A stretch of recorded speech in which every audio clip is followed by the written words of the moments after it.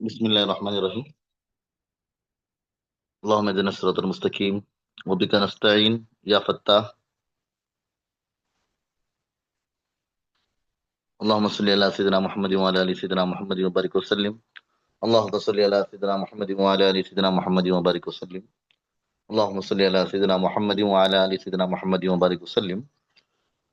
اللہ کے نبی صلی اللہ علیہ وسلم کے شان کے ایسے ایسے واقعات ہیں. بچپن کے واقعات میں سے اللہ کے نبی صلی اللہ علیہ وسلم کے بتاتے ہیں ایک واقعہ کہ اللہ کے نبی صلی اللہ علیہ وسلم چھوٹے تھے اور مکہ میں بہت زیادہ قحط تھا. اللہ کے نبی صلی اللہ علیہ وسلم بہت چھوٹے اور ابو طالب سے آ کر درخواست کی گئی کہ آپ دعا کریں بارش کے لیے. ابو طالب جو ہے وہ اللہ کے نبی صلی اللہ علیہ وسلم کو لے کر گئے اور کعبۃ اللہ کے پاس بٹھایا. یعنی آپ کی پشت جو ہے وہ کعبۃ اللہ کی طرف کی. کوئی آسمان میں کوئی بدلی یا کوئی جو ہے بادل نہیں ہے. بس اللہ کے نبی صلی اللہ علیہ وسلم نے انگلی سے اشارہ کیا تو سب طرف بادل آ گئے اور بارش برسنے لگی. اللہ کے نبی صلی اللہ علیہ وسلم کا یہ بچپن کا واقعہ. اسی طرح روایتوں میں آتا ہے اللہ کے نبی صلی اللہ علیہ وسلم نے کبھی بھی اپنے جو ہے کپڑوں میں آ، نہ پیشاب کیا نہ کبھی پاخانہ کیا. اللہ کے نبی صلی اللہ علیہ وسلم نے اللہ کے نبی کی خصوصیت ہے کہ کبھی بھی کپڑوں میں آپ نے بچپن میں جو ہے نہ پیشاب نہ پاخانہ. جی. اللہ کے نبی صلی اللہ علیہ وسلم کا متعین وقت ہوتا اسی وقت میں اللہ کے نبی صلی اللہ علیہ وسلم پیشاب اور پاخانہ سے فارغ ہوتے. کبھی جو ہے بچپن میں کبھی ستر نکل بھی جاتا تو فوراً فرشتے اس کو ڈھانپ دیتے. جی. پیج نمبر 119 اس سے کچھ الفاظ معنی ہم لوگ دیکھ لیں. ایک تو سب سے پہلے ایک لفظ ہے حمایت یعنی ساتھ دینا. 119 پر ایک لفظ ہے دست بردار یعنی ساتھ چھوڑنا. اور ایک لفظ ہے فکر دامن گیر یعنی فکر ہونا فکر لائق ہونا. ایک لفظ ہے وفود وفد کی جمع اس کا معنی جماعتیں. ایک لفظ ہے گفت شنید اس کا معنی ہے کہنا سننا. جی. ایک لفظ ہے تجاویز اس کا معنی رائے دینا بہت ساری رائے. ایک لفظ ہے متفق اس کا معنی ہے اتفاق. جی. ایک لفظ ہے باور اس کا معنی یقین. پیج نمبر 120 پر ایک لفظ ہے اکاز ایک مجنہ ذل مجاز. یہ مکہ کے بازاروں کے نام ہیں اکاز مجنہ ذل مجاز. جی. ایک لفظ ہے تما یعنی لالچ. اور ایک لفظ ہے ما ورائی یعنی پیچھے پیچھے کی کوئی پیچھے جیسے وہ لفظ ہے پورا کا پورا وہاں پر کہ کوئی ما ورائی طاقت آپ کو پریشان کر رہی ہے تو ما ورائی یعنی پیچھے کی کوئی طاقت. اسی طرح طبیب حاذق ماہر ڈاکٹر. پیج نمبر 121 پر ایک لفظ ہے اذیت اس کا معنی تکلیف. اور اسی طرح ایک لفظ ہے کشمکش اس کا معنی ہے الجھن. اور اسی طرح جو ہے کھینچا تانی کشمکش کھینچا تانی. اسی طرح ایک لفظ ہے 122 پر کلا کما یعنی ختم کرنا. اور 122 پر ایک لفظ ہے کنندگاں کرنے والے کنندگاں کرنے والے. اسی طرح 123 پیج نمبر 123 پر ایک لفظ ہے تعذیب مسلمین تعذیب مسلمین مسلمانوں کو جو ہے سزا دینا مسلمانوں کو تکلیف دینا. جی. ایک لفظ ہے رسوخ عزم عزم کی مضبوطی. پیج نمبر 123 پر ایک لفظ ہے شدت عمل عمل کی مضبوطی. ایک لفظ ہے درندہ طبعی یعنی درندہ مزاج. ایک لفظ ہے صفاکی بے رحمی زیادتی ظلم. اور ایک لفظ ہے مہیب یعنی اس کا معنی خوفناک. اور ایک ہے پل پڑنا یعنی اس کا معنی ٹوٹ پڑنا حملہ کرنا. 124 پر ایک لفظ ہے خونخوار خون کے پیاسے. اور 125 پر ایک لفظ ہے کنیز اس کا معنی ہے باندی. اور اسی طرح جو ہے ایک لفظ 125 پر روح فرسا نہایت تکلیف دہ روح فرسا معنی نہایت تکلیف دہ. 126 پیج نمبر 126 پر ایک لفظ ہے شکی القلب یعنی سخت دلی. اور ایک لفظ ہے عز و جاہ، اس کا معنی جو ہے عزت و رتبہ. ایک لفظ ہے سبکی، اس کا معنی جو ہے کمزوری. اور اسی طرح ایک لفظ ہے اس کا جو ہے لبینا، اس کا ادائیگی ہے، اس صحابیہ کا نام ہے. اور اسی طرح زنیرہ ایک لفظ ہے، وہ بھی جو ہے صحابیہ کا نام ہے. آگے آئیں گے انشاءاللہ. اور بھی کوئی مشکل لفظ آپ کو دکھ رہے ہیں تو آپ پوچھ لیا کریں، مجھے اتنے نظر آئے تو اس لیے میں نے آپ کو بتا دیا. جی اب یہاں پر جو ہے ہم 119 پر سب سے پہلے پیج نمبر 119 میں ذرا ہم لوگ کچھ سنیں. ایک تو سب سے پہلے جو ہے یہ مرحلہ جو چل رہا تھا، اس سے سب لوگ پریشان تھے کیا کریں. اور ابو طالب نے بھی جو ہے وہ بہت زیادہ ساتھ دینے کا جب ارادہ کیا اور ان کو پتا چلا تو یہ پورے کے پورے سردار پریشان ہو گئے. اور پھر پریشان ہو گئے کہ اب جو حج کا موسم آیا، اب بہت سارے لوگ آئیں گے اور یہ جو ہے ان کی دعوت چلے گی تو بہت زیادہ جو ہے مطلب علاقے میں ان کا کام چلے گا، اس لیے کیا کرنا چاہیے. اور ایک روایت میں آتا ہے اس طرح کہ ولید ابن مغیرہ اللہ کے نبی صلی اللہ علیہ وسلم کی قرآن کی آیتیں سن کر کچھ متاثر ہوا تھا، تو ابو جہل کو اس کے پاس بھیجا گیا. ابو جہل جا کر کہنے لگا کہ ایسا لگ رہا ہے کہ تو محمد، نوز باللہ، محمد کے دسترخوان، یعنی الفاظ اس نے ایسا استعمال کیے کہ تو بھوکا ہوا ہے دسترخوان کے، محمد کے دسترخوان کا. تو یا ولید ابن مغیرہ کہنے لگا کہ ان کے دسترخوان پر کھانا ہی کہاں ہوتا ہے دسترخوان پر. پھر اسی طرح کہنے لگے کہ ان کے پیسے کی تجھے لالچ ہے، اس لیے ہم لوگوں نے پورے مکہ والوں نے مل کر تیرے لیے رقم جمع کی ہے تاکہ تیری مدد کی جائے. اس کو تھوڑا سا شرم دلانے کے لیے، اس کو جو ہے عار دلانے کے لیے ابو جہل نے اس طرح کی باتیں کی. کیونکہ تکلیف میں جو زیادہ تر جو آتے ہیں باتیں تکلیف دینے میں، ابو جہل کی طرف سے، ابو جہل ہے، ابو لہب ہے، اسی طرح ولید ابن مغیرہ ہے، ایک جو ہے بہت آگے تکلیف دینے میں رہتے تھے. تو اب یہ پورے کے پورے لوگ جمع ہو کر کہنے لگے کہ اب کیا کریں اور کس طرح.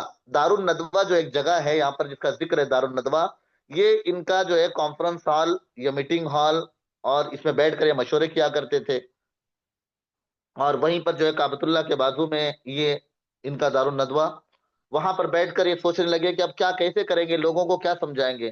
کسی نے کہا کہ لوگوں کو بتاؤ کہ یہ جو ہے وہ رائے دیا کہ پاگل ہے. کسی نے رائے دی کہ یہ کہو کہ کاہن ہے. کسی نے کہا کہ یہ کہو کہ شاعر ہے. اور کسی نے کہا کہ یہ ان کو بتا دو کہ یہ اس طرح جو ہے ایسی حرکتیں کرتے رہتے ہیں. کسی نے شاعر کہا، کسی نے جھوٹا کہا، کسی نے جو ہے نوز باللہ اللہ کے نبی صلی اللہ علیہ وسلم کو پاگل کہا، کسی نے جو ہے کاہن کہا. تو سب نے کہا کہ یہ بالکل ٹھیک نہیں ہے. اب پھر ولید ابن مغیرہ سے پوچھا کہ تو ہی بتا کہ کیا کہیں. تو اس نے کہا کہ کہو، اگر کوئی کہے تو جادوگر ہے.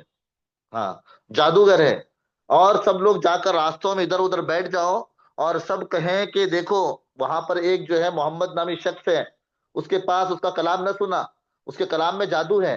جو اس کا کلام سنتا ہے تو وہ جو ہے باپ بیٹے میں دشمنی ہو جاتی ہے، اور اسی طرح ماں بیٹے میں دشمنی ہو جاتی ہے، اور میاں بیوی میں دشمنی ہو جاتی ہے. تو اس طرح جو ان کا پلان طے ہوا اور یہ اپنے پلان کے موافق کام کرنے لگے. قرآن پاک نے ولید ابن مغیرہ کے بارے میں نقشہ کھینچا ہے. انہو فکر وقدر، اس نے سوچا اور اندازہ لگایا. آپ عربی یاد نہ کریں لیکن اردو تو ضرور قرآن کا یہ ترجمہ یاد کریں. اس نے سوچا اور اندازہ لگایا، اس نے ولید ابن مغیرہ. فقتل کیف قدر، غارت ہو، لعنت ہو، اس نے کیسا اندازہ لگایا. ثم قتل کیف قدر، پھر غارت ہو یعنی پھر لعنت ہو اس کے اوپر، ولید ابن مغیرہ پر، کہ اس نے کیسا اندازہ لگایا. ثم نظر، پھر اس نے نظر دوڑائی، اس کا نقشہ کھینچا ہے ولید ابن مغیرہ کا. ثم عبس، پھر اس نے جو ہے پیشانی سکیڑی اور منہ بسورا یعنی منہ کو جو ہے ایک الگ نمونے کا کیا. ثم ادبر، پھر وہ اسلام سے جو ہے، ثم ادبر، پھر اس نے پیٹ پھیری یعنی پلٹا. واستکبر، اور تکبر کیا. یعنی جو کچھ سمجھ میں آیا تھا قرآن کے بارے میں، کچھ سنا تھا، اس سے اس نے پیٹ پھیر لیا اور تکبر کیا. فقال ان ھذا، آخر کار کہا یہ نرالا جادو ہے جو پہلے سے نقل ہوتا آ رہا ہے. تو یہ اسی کا لفظ قرآن پاک نے کھینچا ہے، ان ھذا الا قول البشر، یہ محض انسان کا کلام. تو یہ محض انسان کا کلام ہے. اس طرح جو ہے لوگوں کا ذہن اس نے بنایا. آپ دیکھیں ہوا کیا آگے پیج نمبر 120 پر، کہ جیسے وفود آنے لگے تو یہ جو ہے ابو لہب عکاز مجنہ ذوالمجاز کے بازاروں میں جا کر اللہ کے نبی صلی اللہ علیہ وسلم کے پیچھے پیچھے جاتا ہے، لوگوں سے کہتا ہے کہ اس کے بات نہ سنو، یہ جادوگر ہے، تم سنو گے تو تمہارے باتوں جو ہے تمہارے اوپر اثر ہوگا، اور تمہارے اوپر جو ہے وہ تم اپنے بیٹوں سے الگ ہو جاؤ گے، اپنے بیویوں سے الگ ہو جاؤ گے۔ اس طرح جو ہے یہ جگہ جگہ اتنی کوشش کرنے کے باوجود بھی ان کا کچھ اثر نہیں ہوا۔ اللہ کے نبی صلی اللہ علیہ وسلم کی محنت کا اثر ہوا کہ جتنے لوگ عرب میں جو حج کے موسم پر آئے سب کے اوپر کچھ نہ کچھ اثر ہوا، اور اس کے چرچے زیادہ ہونے لگے۔ اب یہ بڑے پریشان ہوئے کہ کیا کریں جی، پیج نمبر 120 پر ہی چل رہا ہے۔ اب انہوں نے کیا کیا کہ روایتوں میں آتا ہے عتبہ ابن ربیعہ یا عقبہ ابن ربیعہ، دو نام دیے ہیں، ان میں سے جو ہے بھیجا کہ جا کر اللہ کے نبی صلی اللہ علیہ وسلم سے بات کریں۔ وہ آیا اور آ کر اللہ کے نبی صلی اللہ علیہ وسلم سے کہنے لگا کہ تم جو ہے ہمارے آبا و اجداد، تم بڑے خاندان کے ہو اور ہمارے سے بڑا خاندان تمہارا ہے، یعنی چکنی چپڑی باتیں کر کر اللہ کے نبی صلی اللہ علیہ وسلم کا ذہن،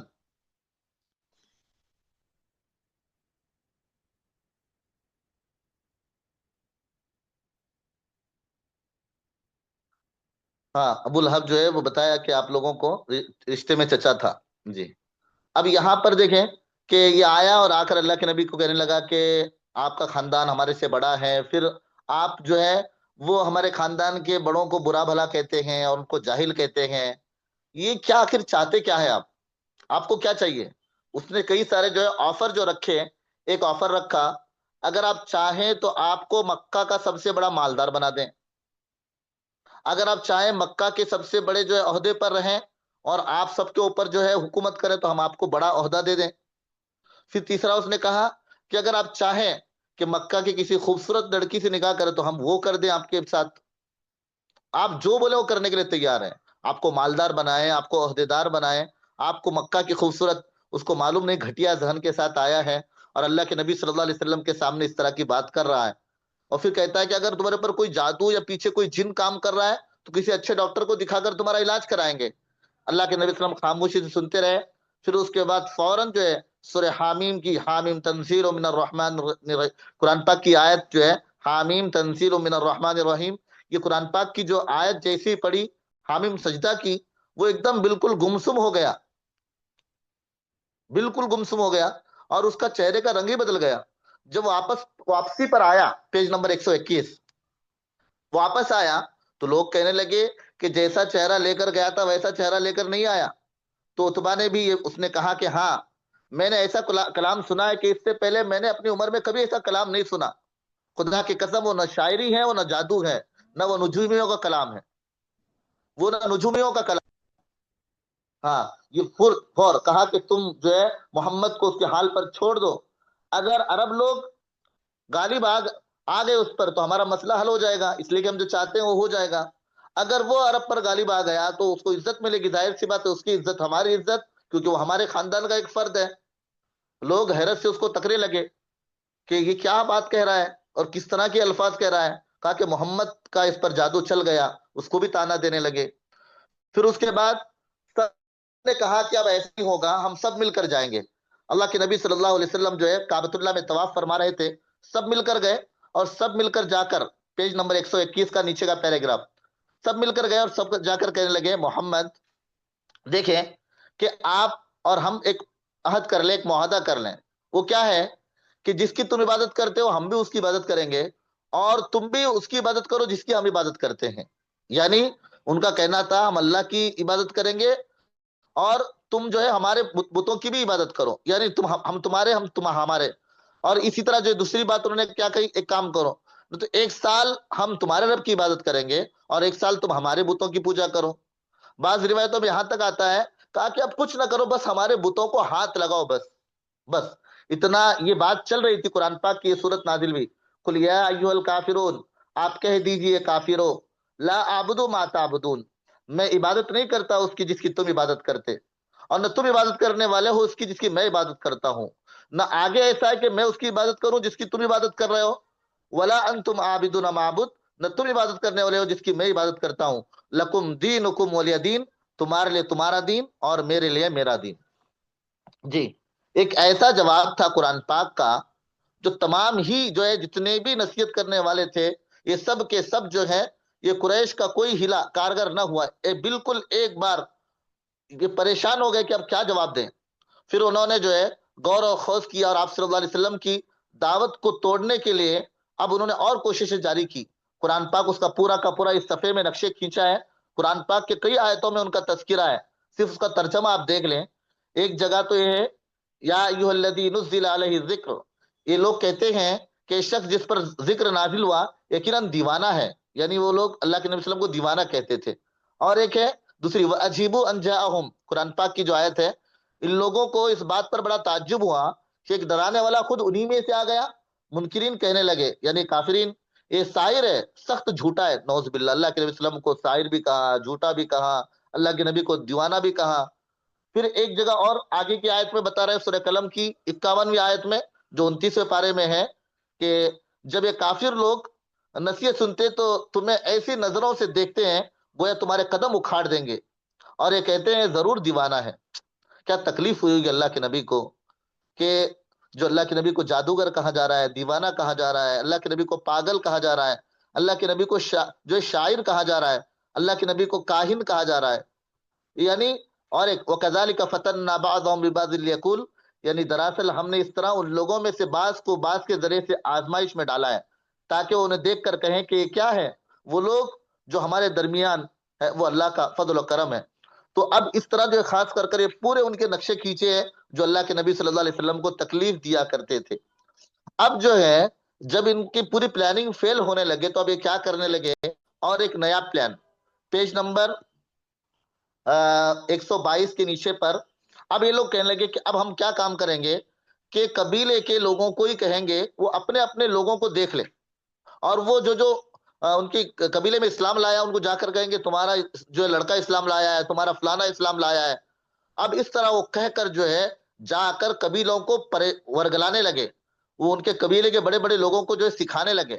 اب پھر مسلمانوں کو یعنی ان کے بارے میں نقشہ کھینچا ہے کس طرح تعظیم مسلمین کے زیر عنوان، یعنی یہاں پر جو ہے وہ ایک جو عنوان ہے اس کے تحت میں یہاں پر دیا ہے کہ مسلمانوں کو جو ہے تکلیف۔ اب یہ انہوں نے پورا کا پورا عزم کر لیا تھا، کیسا عزم کر لیا تھا کہ درندوں کی مزاج، درندوں کی صفت ان کی بن چکی تھی، اور انہوں نے جو ہے مسلمانوں کو تکلیف دینے کا ٹھان لیا تھا، اس لیے قسم کی تکلیف دینے کی کوششیں اب انہوں نے شروع کر دی۔ اب دیکھیں کہ پھر جیسے قبیلوں میں گئے تو ابو طالب کے پاس بھی شکایت گئی، لیکن ابو طالب نے کہا پورے اپنے بنو ہاشم کو جمع کیا اور جمع کر کے کہا کہ دیکھو محمد کے بارے میں کوئی کچھ نہیں کہے گا اور ہم سب پورے کے پورے محمد کا ساتھ دیں گے۔ یہ اللہ کا بڑا احسان ہوا کہ ابو طالب نے اس وقت پورے کے پورے خاندان والوں کو جمع کر کے اللہ کا نبی کا ساتھ دینے کے لیے کہا۔ اس وقت وہ میٹنگ میں سب آئے لیکن ابو لہب نہیں آیا، ابو لہب نہیں آیا۔ اللہ کے نبی صلی اللہ علیہ وسلم کو تو ان کے خاندان کی طرف سے پورا کا پورا ساتھ، یعنی کوئی خاندان والا اللہ کے نبی کو کچھ نہیں کہے گا، باقی دوسرے جو لوگ تھے اپنے اپنے خاندانوں میں ان کو خوب تکلیف دی جانے لگی۔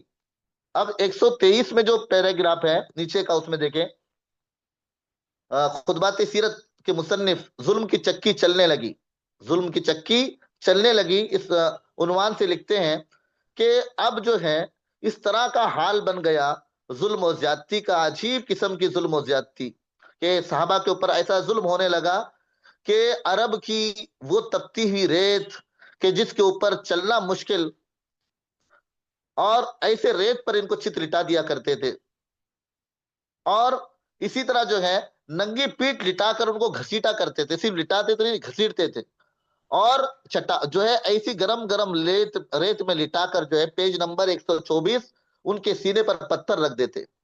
حضرت بلال رضی اللہ تعالیٰ عنہ کے بارے میں آتا ہے کہ حضرت بلال رضی اللہ تعالیٰ عنہ کو اتنا ستایا گیا کہ اتنا ستایا گیا کہتے کہ تو اپنے بات سے پھر جا، لیکن حضرت بلال کے زبان سے ایک ہی لفظ آتا، احد احد اللہ ایک ہے۔ انہی کی تکلیف بڑھ جاتی، حضرت بلال اندر سے مضبوط ہوتے اور جواب دیتے کہ بس اللہ ایک ہے، اللہ ایک ہے۔ وہ کہتے کہ تو یہ کہنا چھوڑ دے ہم تجھے چھوڑ دیں گے، لیکن بلال رضی اللہ تعالیٰ عنہ کہتے کہ نہیں اللہ ایک ہے۔ اب اندازہ لگائیں کہ کتنی تکلیف دی جا رہی ہے۔ اسی طرح خباب رضی اللہ تعالیٰ عنہ کا واقعہ لکھا ہے، مختصر یہاں پر آگے بھی ہے۔ خباب رضی اللہ تعالیٰ عنہ نے عمر رضی اللہ تعالیٰ عنہ کے دور خلافت میں جو اپنی پیٹ دکھائی تو عمر رضی اللہ تعالیٰ عنہ حیران ہو گئے، کہا کہ خباب یہ کیا ہے؟ کہا کہ مجھے جب گھسیٹا گیا انگاروں پر، کہا کہ میرے خون اور چربی کی وجہ سے انگار بجھی. اتنی خباب رضی اللہ تعالیٰ عنہ کو تکلیف دی گئی. خود حضرت بلال رضی اللہ تعالیٰ عنہ جو ہے، یہ ان کا آقا امیہ تھا. حضرت بلال حبشہ کے رہنے والے تھے، بھاری بھرکم توانا جسم. ہاں، ان کو کیسی تکلیف کہ تپتے صحرا میں لٹانے کے بعد پتھر سینے پر رکھ دیتے تھے تاکہ جلن کی وجہ سے وہ نہ پلٹے. پھر کہا جاتا یہ کفر کے الفاظ کہو، مگر بلال رضی اللہ تعالیٰ عنہ کہتے احد احد اللہ ایک ہے. تمہارا دم نکل جائے یا پھر تم محمد کا انکار کر کے لات و عزا کی پرستش نہ کرو گے، یہ سلسلہ تمہارے ساتھ چلتا رہے گا. مگر بلال اپنے زبان سے صرف ایک کہتے رضی اللہ عنہ، اللہ تعالیٰ آپ کے جوتیوں کے صدقے پوری امت کی مغفرت کر دے.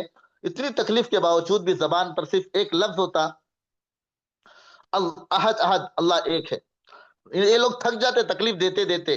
اسی طرح آل یاسر کا واقعہ جو ہے 125 نمبر پر، صفحہ نمبر 125. آل یاسر یہ پورا کا پورا خاندان، عمار ابن یاسر اور سمیہ، یہ تین افراد، عمار بیٹے، یاسر والد اور سمیہ ماں، یہ تینوں کے تینوں کو ایسی تکلیفیں دی جاتی. اصل بات کیا ہے کہ یہ یمن کے رہنے والے تھے. جب یہاں پر آئے تو پھر ان کا جو ہے نکاح کرایا گیا. سمیہ یعنی ابو حذیفہ مخزومی نے اپنی کنیز سمیہ سے حضرت یاسر کی شادی کروا دی، اور ان کے بدن سے جو عمار پیدا ہوئے. جب یہ شروع ہی میں اسلام قبول کیے، انہوں نے شروع ہی میں اسلام قبول کیے، تو ان کو اتنی تکلیفیں دی جانے لگی کہ تینوں کو ایک دوسرے آمنے سامنے باندھتے اور تکلیفیں دیتے. اب بتاؤ، ماں کے سامنے جو ہے بیٹے کو تکلیف، اور بیٹے کے سامنے باپ کو تکلیف، کیا گزرتی ہوگی ان کے اوپر. ہاں، کس طرح کا حال ہوتا ہوگا کہ اتنی تکلیف دیتے کہ تینوں کے تینوں بے ہوش ہو جاتے. اتنی تکلیف.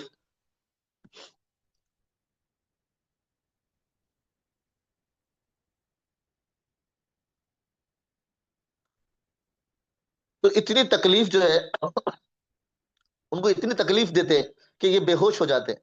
روایتوں میں آتا ہے کہ اللہ کے نبی صلی اللہ علیہ وسلم یہاں سے گزرتے تو کہتے صبرن یا آل یاسر، اے آل یاسر صبر کرو، تمہارا ٹھکانہ جنت ہے، تمہارا ٹھکانہ جنت ہے. پھر ایک وقت ایسا بھی آیا کہ ابو جہل نے سمیہ رضی اللہ تعالیٰ عنہ کو شہید کیا. یہ سب سے پہلے اسلام کی شہیدہ ہے عورتوں میں. ہاں، پہلی خاتون شہید ہونے کی سعادت سمیہ رضی اللہ تعالیٰ عنہ کو ملی ہے. پھر اسی طرح یاسر رضی اللہ تعالیٰ عنہ بھی ان کی تکلیف کی تاب نہ لا کر وہ بھی جو ہے شہید ہو گئے. ہاں، یہ اتنی تکلیفیں جو ہے پورے کے پورے خاندان کو دیے. ابو جہل کی صفاقیاں پیج نمبر 126 پر دیکھیں، 126 پر. تو یہاں پر جو ہے ابو جہل جو تھا، اس نے اتنی زیادہ حد کر دی تھی کہ اس کی کوئی حد نہیں ہے. ابو جہل اتنا زیادہ ظلم، سیرت ابن ہشام کی میں لکھا ہے کہ اس کی ہر درمی، اسلام دشمنی اور جو ہے اس کی سخت دلی کا تذکرہ کرتے ہوئے لکھا ہے کہ بدکار ابو جہل قریش کے افراد کو کیا تکلیف کا نظام تھا، سسٹم کیا تھا کہ وہ دیکھتا کہ کس آدمی نے اسلام قبول کیا ہے. اگر وہ مالدار یا خاندان والا ہوتا تو اس کو جا کر کہتا کہ تو اسلام سے پھر جا، ورنہ میں تجھے ذلیل کروں گا، تیری جو ہے بیوقوفی کو لوگوں کے سامنے ظاہر کروں گا کہ تو نے اتنا جو ہے بیوقوفی کا کام کیا ہے. اگر کوئی تاجر اسلام قبول کرتا تو دھمکی دیتا، اگر تو اسلام سے نہیں پھرا تو تیری تجارت میں ختم کر دوں گا. اسی طرح کوئی غریب اور کمزور لوگ اسلام قبول کرتے تو پکڑ کر ان کو خوب ابو جہل مارا کرتا تھا. اب اندازہ لگائیں کہ کس طرح اس نے تکلیف دی ہوگی. ہاں، اس بدکار شخص کے ظلم کی جو انتہا تھی اس کو بیان کرتے ہوئے سیرت ابن شام میں حضرت یہاں تک سعید ابن جبیر نے جو ہے حضرت عبداللہ ابن عباس سے پوچھا کیا مشرکین اللہ کے رسول صلی اللہ علیہ وسلم کے صحابہ کو تکلیف پہنچانے میں اس حد تک پہنچے تھے کہ اس کے سبب سے وہ اپنے دین ترک کرنے میں معذور سمجھے جا سکتے. یعنی یہاں پر ایک جملہ بتایا گیا ہے، خلاصہ اس کا یہ ہے کہ اتنا ان کو جو ہے وہ مجبور کیا جاتا کہ اپنے زبان سے کفر کے الفاظ بولیں. یہ ابو جہل اور ان کی پوری جماعت کی تکلیف جی، کہ اتنا زیادہ ستاتے تھے. بعض مرتبہ یہاں تک کہتے کہ سامنے سے کوئی کیڑا گزر رہا ہے جو گوبر کا کیڑا، کہو کہ یہ تمہارا خدا ہے. یہاں تک کی تکلیف. اب اندازہ لگاؤ تو کیا گزرتی ہوگی ان پر جی. یہاں تک کہتے کہ تیرا معبود یہ گوبر کا کیڑا ہے اور اللہ تیرا معبود نہیں ہے. اور ان کی شدید تکلیفوں سے بچنے کے لیے ان کے ہاں میں ہاں بعض جو ہے صحابہ کو ملانا پڑتا، اس طرح کی تکلیف دیتے تھے. یہاں پر دیکھیں کہ کئی لوگوں کو تکلیفیں دینے میں اس میں حضرت عثمان ابن عفان جیسے معزز شخص کو بھی چٹائی میں لپیٹ کر جو ہے ان کو دھواں دیا جاتا، اتنی تکلیف۔ اسی طرح جو ہے کئی لوگوں کے نام اس میں آتے ہیں کہ عجیب عجیب طریقے سے کسی کو گھسیٹا جاتا، کسی کو جو ہے وہ عجیب عجیب طریقے سے تکلیفیں دی جاتی۔ حضرت خباب ابن ارت جن کا یہ ظلم کا واقعہ جو یہاں پر بتایا جا رہا ہے کہ کتنی تکلیف ان کو دی گئی، کہ پیج نمبر 127 پر کہ زمانے جاہلیت میں غلام بنا کر فروخت ہوئے تھے، یعنی یہ غلام تھے اور انہیں جو ہے ام انمار نامی قریشی خاتون نے خریدا تھا۔ آپ صلی اللہ علیہ وسلم نے جب دار ارقم میں یہ یہاں پر ابتدائی اسلام میں اسلام قبول کیے تو اتنی زیادہ تکلیفیں ان کو دی گئی کہ شروع میں اسلام لائے تھے،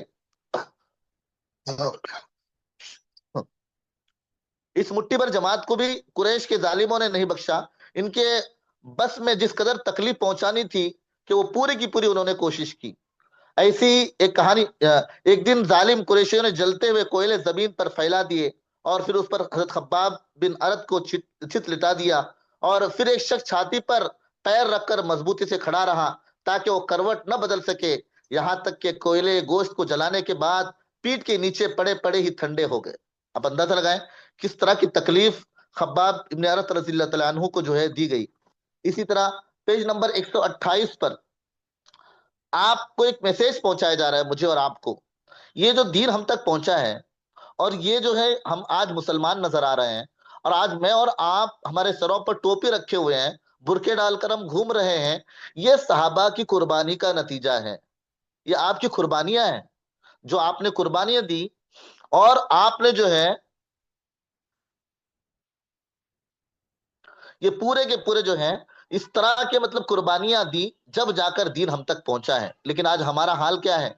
آج ہم دیکھ لیں کہ کس طرح جو ہے مطلب ہم لوگ بالکل سرسری طور پر جو ہے وہ کس طرح اسلام کو ہم لوگ لے رہے ہیں۔ ہم کو جو ہے ہمارے اندر اہمیت نہیں ہے، کیونکہ ہم کو گھر بیٹھے بیٹھے اسلام ملا ہے، ہم کو، ہمارے بچوں کو، ہمارے عورتوں کو گھر بیٹھے اسلام ملا ہے، اس لیے ذرہ برابر بھی اسلام کی اہمیت نہیں ہے، ذرہ برابر بھی نہیں ہے۔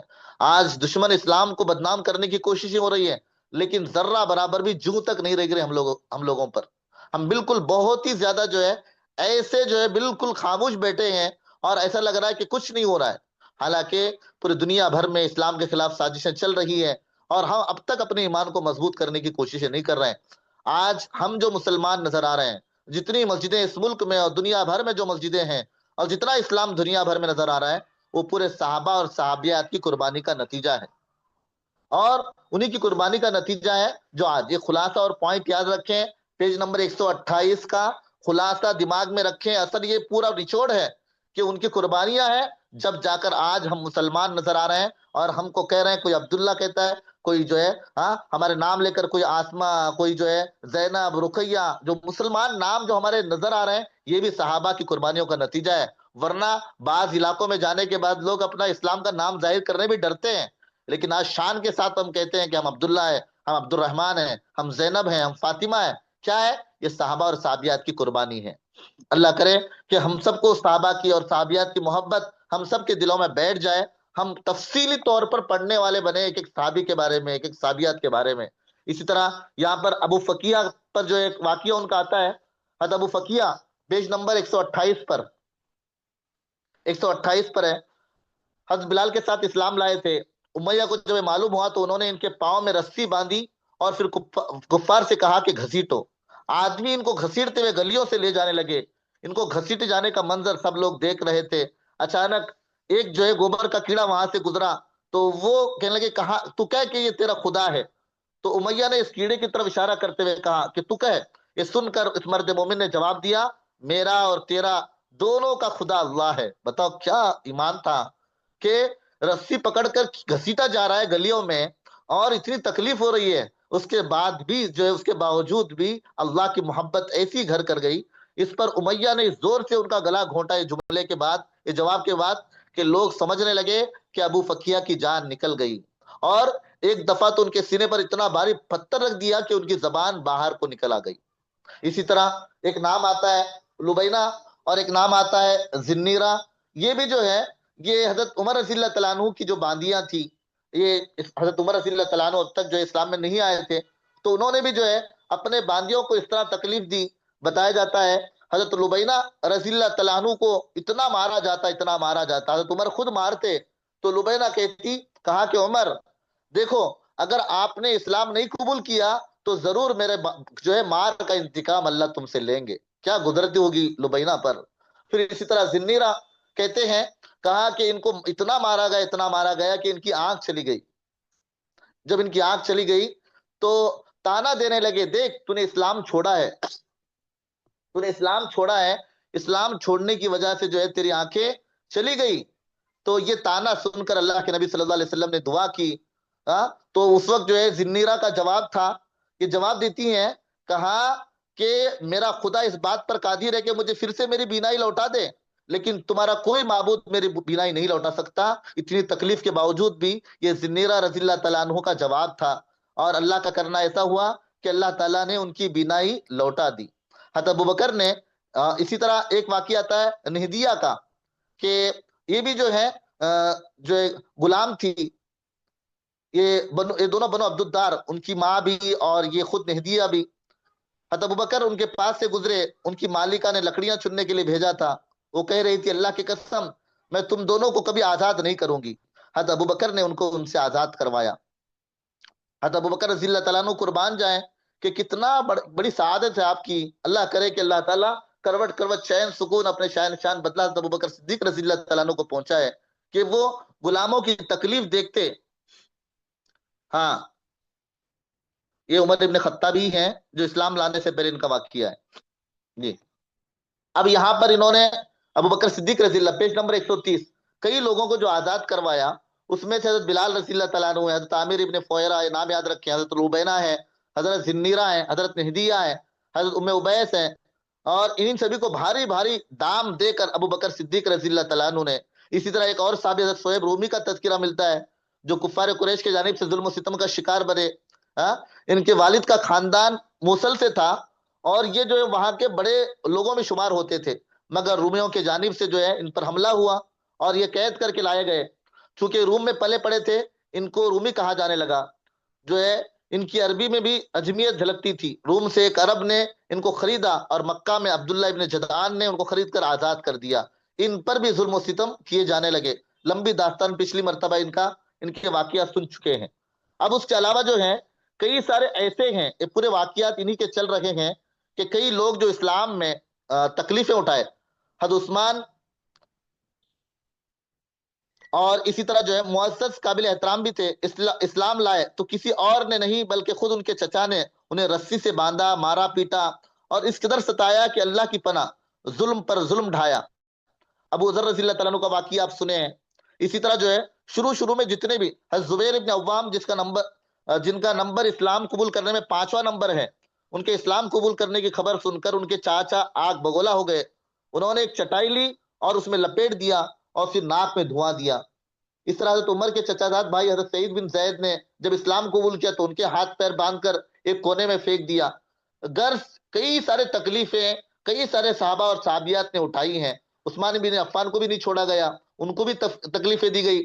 خود مصعب بن عمیر کا واقعہ 131 نمبر پر ہے۔ اجمیت عربی کے علاوہ کو اجمیت کہتے ہیں، اجمی کہتے ہیں جی۔ 131 نمبر، پیج نمبر 131 پر دیکھیں کہ مصعب بن عمیر کا تو عجیب واقعہ ہے۔ اللہ کرے کہ ہم سب کو جو ہے ایک ایک صحابی کی تفصیل پڑھنے کی توفیق دے۔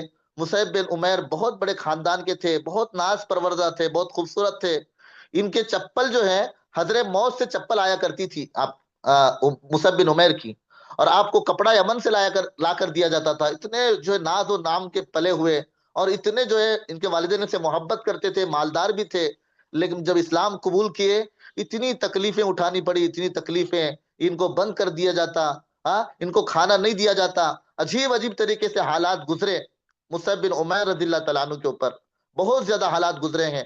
اور پھر اسی طرح جو ہے کئی مرتبہ ان سے جو ہے ان کا جو ہے سفر ہوا مدینہ کی طرف، پھر مکہ آئے، اور اللہ کے نبی صلی اللہ علیہ وسلم کے محبت کے لمبے چوڑے واقعات انشاءاللہ آگے آئیں گے، آپ کو بتائیں گے۔ لیکن مصعب بن عمیر کو بھی جو ہے حالات میں چھوڑا نہیں گیا، بہت زیادہ تکلیفیں دی گئی مصعب بن عمیر کو۔ اسی طرح کل ملا کر پیج نمبر 132 پر، کہ ایک وقت ایسا ہے مصعب بن عمیر کا کہ ریشم کے کپڑے پہننے والے، ملائم کپڑے پہننے والے، ان کی عجیب حال ہو گئی کہا کہ کپڑے تک ملنا ان کو مشکل ہو گئے. عجیب سے ان کے اوپر پوری کی پوری یہ اسی اسی مر مٹنے کے جذبے کی وجہ سے تو پورے عالم اسلام نے اپنا ڈنکا بجایا تھا. ان ایام کو دیکھیں اور اب کے ہمارے حال کو دیکھیں تو محسوس ہوگا کہ ہم نے کیا قیمتی چیزیں کھوئی ہیں. بہرحال اس بات کو لے کر ایک نصرانی مورخ کا ایک اچھا سا سنیں اس کو. عیسائی اس کو یاد رکھیں تو اچھا ہو کہ محمد صلی اللہ علیہ وسلم کے مسائل نے نشہ دینی کا وہ درجہ آپ کے پیرووں میں پیدا کیا جن کو عیسیٰ علیہ السلام کی ابتدائی پیرووں میں تلاش کرنا بے فائدہ ہے. جب عیسیٰ علیہ السلام کو سولی پر لٹکانے کے لیے لے جایا جا رہا تھا تو ان کے پیرو بھاگ گئے تھے. ان کا نشہ دینی جاتا رہا اور اپنے مقتدا کو موت کے پنجے میں گرفتار چھوڑ کر چل دیے تھے. اس کے برعکس حضرت محمد صلی اللہ علیہ وسلم کے پیرو اپنے مظلوم پیغمبر کے گرد آئے اور آپ کے بچاؤ میں اپنی جانیں خطرے میں ڈال کر دشمنوں پر آپ کو غلبہ عطا کیا. یہاں پر مورخ نے لکھ کر یہ بتا دیا کہ عیسیٰ علیہ السلام کو جب سولی پر چڑھانے کا وقت آیا تو ان کے چاہنے والے سب ساتھ چھوڑ کر بھاگ گئے. لیکن اللہ کے نبی صلی اللہ علیہ وسلم کے چاہنے والے کبھی بھی اللہ کے نبی صلی اللہ علیہ وسلم کا ساتھ نہیں چھوڑے. خلاصہ جو مورخ لکھتا ہے کفار مکہ کا رویہ آپ صلی اللہ علیہ وسلم کے ساتھ یہ بھی تھا کہ وہ جسمانی تکلیف کے ساتھ ساتھ ذہنی تکلیف بھی دیا کرتے تھے. کبھی بیوقوفوں اور اوباش قسم کے لوگوں کو آپ صلی اللہ علیہ وسلم کے پیچھے لگایا کرتے تھے. کبھی جادوگری کا الزام لگایا, کبھی شاعر کا, کبھی کہانت اور کبھی پاگل کا, بلکہ تکالیف دینے کے جتنے بھی راستے ہو سکتے تھے سب اختیار کیے. مگر قربان جائے نبی صلی اللہ علیہ وسلم پر کہ ان کو جھیلتے رہے اور کفار کو اپنے مقصد میں کامیاب ہونے نہیں دیا اور دین غالب ہو کر رہا. اب اس کے بعد اور ایک انہوں نے کوششیں شروع کی کہ اب کیا کیا جائے کہ یہ حتی الامکان ہم نے کوشش کی.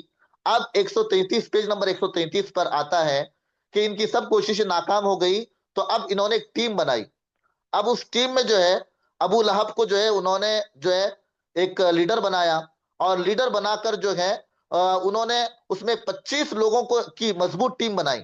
ابو لہب تھا اس کا لیڈر اور اس کمیٹی کے ممبران میں مکہ کے 25 سردار شامل تھے. اب ان کا کام یہ تھا کہ بس قبیلوں کو بھڑکانا, لوگوں کو بھڑکانا, لوگوں کو جو ہے دین سے دور رکھنے کی کوشش کرنا, لوگوں کو اسلام میں آنے نہیں دینا. یہ ان کا پورا پلاننگ تھا اور یہ پورا بیٹھ کر پلاننگ کرتے تھے کہ اللہ کے نبی کے بارے میں کیا کہا جائے, کس طرح.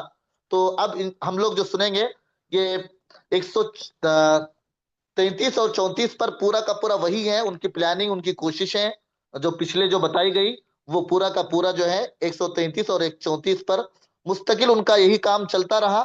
لاسٹ میں جو ہے یہ انقریب عرب کے مہمان تمہارے پاس آئیں گے, انہوں نے تمہارے دوست کا حال تو سنی لیا ہے, بس تمہیں چاہیے کہ اس کے متعلق متفقہ رائے قائم کر لیں کہ یہ کیسا ہے کہ جادوگر ہے نعوذ باللہ. یہ پورا کا پورا انہوں نے جو ہے ایک پلاننگ کے ساتھ اپنے علاقے میں پورا کا پورا اس طرح کا ماحول بنایا تھا.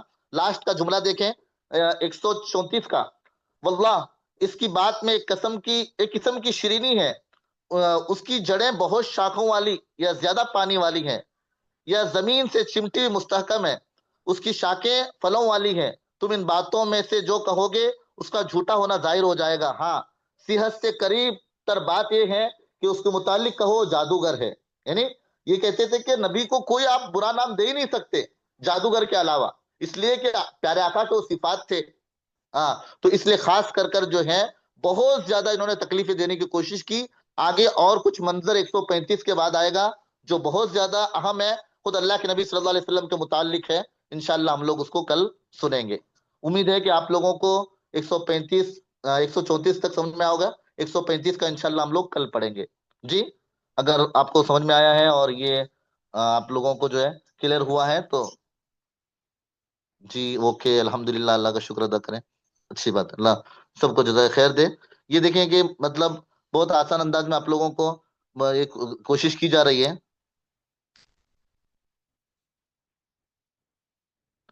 اگر قبیلے سے یاد رکھیں تو بہت اچھا ہے, جتنا یاد ہوتا ہے صحابہ کے متعلق یاد رکھیں, ایک اچھا موقع ہے. قبیلے بھی یاد ہے تو قبیلے بھی یاد کر لیں. جی اچھی بات ہے. اب خاص کر آپ لوگوں کو ایک بات یہ بتانا ہے کہ آپ لوگ پورے کے پورے جو ہے پہلے سے ذرا اور اس کو خوب پڑھ لیا بھی کریں تاکہ اور آپ لوگوں کو جو ہے سمجھنے میں آسانی بھی ہو اور جو ہے آپ لوگوں کو یاد کرنے میں. کسی نے لکھا کہ کنڑ والے بھی ہیں. دیکھیں میں آپ لوگوں کو ایک بات بتاؤں, کنڑ والے ہوں یا انگلش والے ہوں اور جو ہے مطلب اردو، سیرت تو ایک ہی ہے، کسی کتاب میں آپ کو زیادہ ملے گا، کسی میں کم ملے گا. یہ تینوں جو سیرت کی الگ الگ کتابیں ہیں، انگلش میں ہیں. آپ کے سہولت کے لیے انگلش دی گئی، آپ کے سہولت کے لیے کنڑ. ورنہ سیرت تو سب جگہ ایک ہی ملے گی، کہیں زیادہ تفصیل سے ملے گی، کہیں کم ملے گی. ورنہ ایسا نہیں کہ وہ کتاب میں الگ ہے، کتاب میں الگ الگ الگ نہیں ہے. وہی صحابہ کے نام، وہی واقعات، وہی چیزیں ملے گی.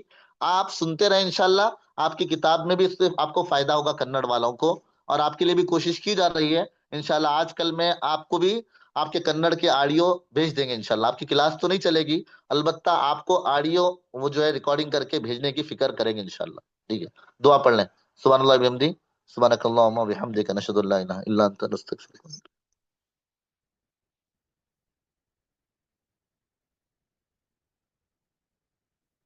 کل بتائیں گے ابو لہب کا ایجنڈا.